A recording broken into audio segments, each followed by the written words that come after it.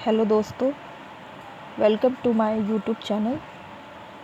आइए आज मैं बताऊंगी कि परमेश्वर ने कैसे इस सृष्टि की रचना की और कैसे नर और नारी का रचना किया उन्होंने। चलिए शुरुआत करते हैं। आदि में परमेश्वर ने आकाश और पृथ्वी की सृष्टि की। पृथ्वी बेडौल और सुनसान पड़ी थी और गहरे जल के ऊपर अंधियारा था। तब परमेश्वर की आत्मा जल के ऊपर मंडराता था।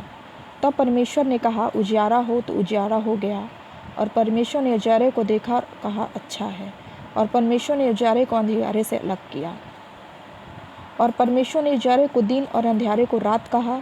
तब साँझ हुई, फिर भोर हुआ। यह पहला दिन हो गया।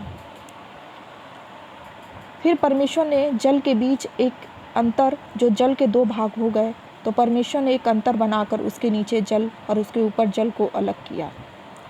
परमेश्वर ने जल को अलग कर दिया और उन्होंने पेड़ पौधे, अलग अलग तरह के प्रकार के पेड़ पौधे बनाए, अलग अलग तरह के जीव जंतुएं बनाए और आदम से कहा कि उनका नाम रखे।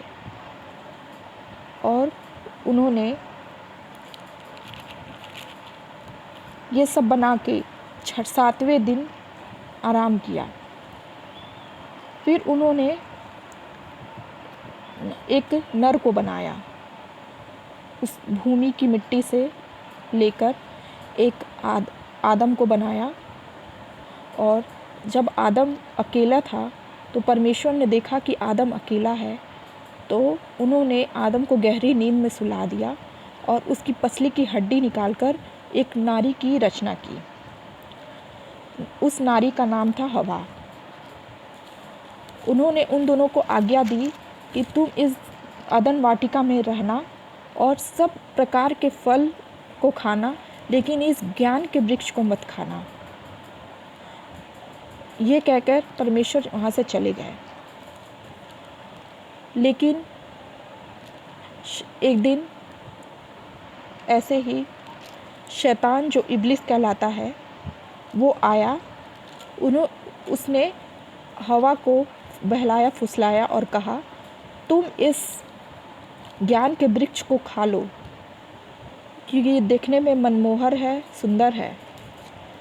हवा ने उस वृक्ष के फल को खा लिया और आदम को भी खिलाया। तब वृक्ष के फल को खाने के बाद उन दोनों को एहसास हुआ कि वो दोनों नंगे हैं। तब उन्होंने जाकर अपने शरीर को पत्तों से ढक लिया। तब परमेश्वर को ज्ञात हुआ। तब उन्होंने आदम को पुकारा, आदम, आदम, तुम कहाँ हो? आदम ने कहा, परमेश्वर, मैं आपकी आवाज़ सुन के डर गया और छिप गया हूँ, और जिस स्त्री को आपने मुझे दिया था उसी ने मुझे ये फल खिलाया है।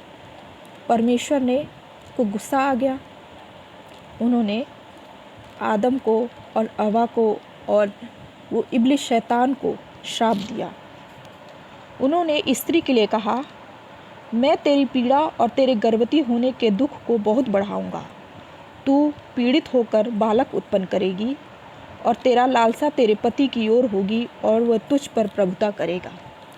और उन्होंने आदम से कहा, तूने जो अपनी पत्नी की बात सुनी और जिस वृक्ष के फल के विषय में मैंने तुझे आज्ञा दी थी, तूने उसे न खाना, उसको तूने खाया है, इसलिए भूमि के कारण शापित है।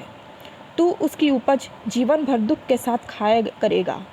वे तेरे लिए काटे और काड़े उठाएंगी और तू खेत की उपज खाएगा। आदम ने अपनी पत्नी का नाम हवा रखा, क्योंकि जितने मनुष्य जीवित हैं उन सब की आदि माता वही हैं। तब उन्होंने सांप को श्राप दिया कि तू जिंदगी भर मिट्टी चाटेगा और औरतों की एड़ियों को काटने के लिए दौड़ेगा। और इस प्रकार से ये उत्पत्ति हुई और नर और नारी का उत्पत्ति हुई। धन्यवाद। Thank you for watching.